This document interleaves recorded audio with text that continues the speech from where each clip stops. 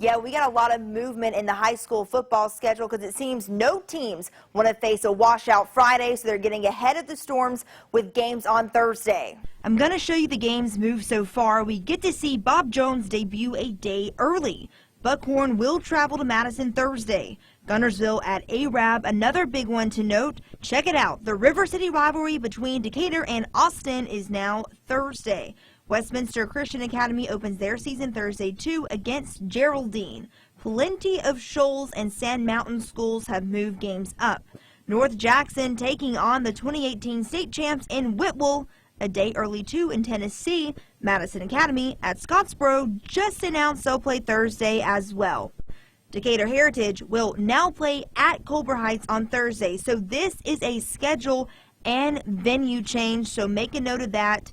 The list just keeps growing. Woodville and North Sand Mountain, another game moved to Thursday. We're keeping up with all the changes on WadeTV.com. Dan, Naja.